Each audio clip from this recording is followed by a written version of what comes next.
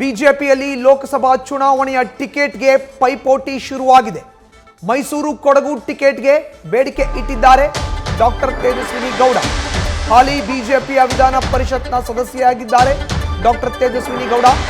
Ticket ನನಗೆ ನೀಡಿ ಅಂತ ಹೈಕಮಾಂಡ್ ಮುಂದೆ ಬೇಡಿಕೆಯನ್ನ ಇಟ್ಟಿದ್ದಾರೆ. ಮಹಿಳೆಯರಿಗೆ ಅವಕಾಶ ನೀಡಬಾರದು ಯಾಕೆ ಅನ್ನೋ ಪ್ರಶ್ನೆಯನ್ನ ಹೈಕಮಾಂಡ್ ನಾಯಕರ ಭೇಟಿ ವೇಳೆ ಪ್ರಸ್ತಾಪವನ್ನ ಮಾಡಿದ್ದಾರೆ ಡಾಕ್ಟರ್ ತೇಜಸ್ವಿನಿ ಗೌಡ. ದೆಹಲಿಗೆ ತೆರಳಿ ಹೈಕಮಾಂಡ್ ಭೇಟಿಗೆ ಮುಂದಾಗಿದ್ದಾರೆ ತೇಜಸ್ವಿನಿ ಗೌಡ.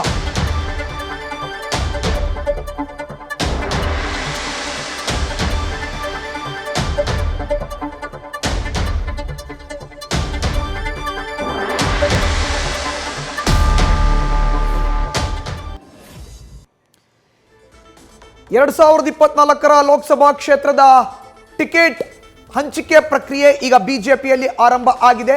ಮೊದಲ ಪಟ್ಟಿ ಈಗಾಗಲೇ ಬಿಡುಗಡೆಯಾಗಿದೆ. ಈ ನಿಟ್ಟಿನಲ್ಲಿ ಕರ್ನಾಟಕದ ಮೈಸೂರು ಕೊಡಗು ಲೋಕಸಭಾ ಕ್ಷೇತ್ರದ ಆಕಾಂಕ್ಷಿ ನಾನು ಅನ್ನೋ ಒಂದು ಮಾತನ್ನ ಖುದ್ದು ಡಾಕ್ಟರ್ ತೇಜಸ್ವಿನಿ ಗೌಡ ಅವರು ಬಿಜೆಪಿಯ ಹೈಕಮಾಂಡ್ ನಾಯಕರ ಮುಂದೆ ಹೇಳಿದ್ದಾರೆ.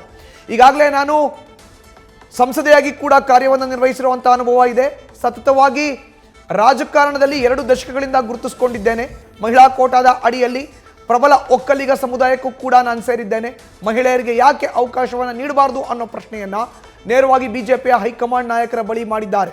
ಈಗಾಗಲೇ ಅಧಿವೇಶನ ಮುಕ್ತಾಯವಾದ ಬೆನ್ನಲ್ಲೇ ಜೂನ್ 17, 2024ಕ್ಕೆ ಅವರ ವಿಧಾನ ಪರಿಷತ್ನ ಸದಸ್ಯ ಸ್ಥಾನದ ಅವಧಿ ಕೂಡ ಮುಕ್ತಾಯ ಆಗುತ್ತೆ. ಈ ನಿಟ್ಟಿನಲ್ಲಿ ಲೋಕಸಭೆಗೆ ಸ್ಪರ್ಧೆ ಮಾಡೋ ಅಂತ ಇರಾದೆಯನ್ನ ಡಾಕ್ಟರ್ ತೇಜಸ್ವಿನಿ ಗೌಡ ಅವರು ವ್ಯಕ್ತಪಡಿಸಿದ್ದಾರೆ. ಅದರಲ್ಲೂ ಹೈಕಮಾಂಡ್ ನಾಯಕರ ಮುಂದೆ.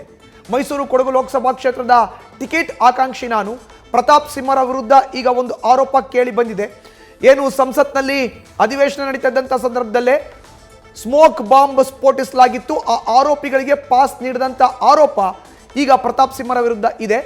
195 ಮಂದಿ ಅಭ್ಯರ್ಥಿಗಳನ್ನ ಘೋಷಣೆ ಮಾಡಿರುವಂಥ ಬಿಜೆಪಿಯಲ್ಲಿ 34 ಹಾಲಿ ಸಂಸದರಿಗೆ ಟಿಕೆಟ್ ನೀಡಿಲ್ಲ. ಒಂದು ವೇಳೆ ಏನಾದರೂ ಪ್ರತಾಪ್ ಸಿಂಹ ಅವರಿಗೆ ಟಿಕೆಟ್ ನಿರಾಕರಣೆ ಆಗಿದ್ದೆ ಆದರೆ ನನ್ನನ್ನು ಪರಿಗಣಿಸಬೇಕು.